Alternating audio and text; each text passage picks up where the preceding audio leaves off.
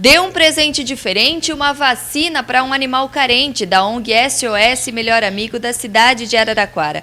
Essa é uma campanha da ONG onde todo o dinheiro arrecadado será revertido na compra das vacinas V10, que é uma vacina de proteção, né, Beth? Sim, uma vacina que protege contra todas as doenças, né? Mas a nossa preocupação é a sinomose, que começa o surto, né, agora. Então, a sinomose, a parvovirose, nós precisamos estar protegendo os bichinhos. Quantos animais vão ser vacinados? São 22 animais. Precisamos na verdade seriam 44 vacinas, porque é primeira e segunda doses, né? Mas como nós conseguimos uma parceria muito boa, então com R$30 que a pessoa doe para nós podemos estar pagando primeira e segunda dose de uma vacina. Quanto custa uma vacina dessa? Em consultório, só uma dose, geralmente são R$50. Né?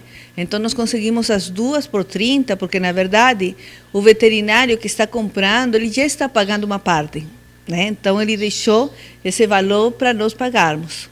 E quem puder ajudar, como pode fazer as doações? Então, nós temos o telefone 3214-4969, e para quem é aqui, né, de Araraquara, tem a loja Sani na Rua 3, esquina com a Avenida Barroso, né, que ela sempre é nosso parceiro e sempre está recebendo as doações em dinheiro. E vacinar esses animaizinhos é extremamente importante. É muito importante, principalmente assim porque fica um ano sob a proteção da vacina. Então, e ver um animal adquirindo sinomose é uma coisa muito triste, porque a sinomose praticamente não tem cura.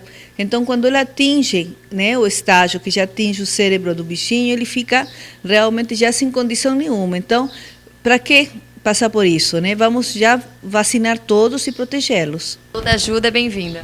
A gente agradece muito. Nós sabemos que o Natal é uma data que as pessoas estão muito preocupadas, tem muito gasto, mas é importantíssimo para nós fazer essa campanha nessa época. Então, a gente espera a colaboração de toda a população.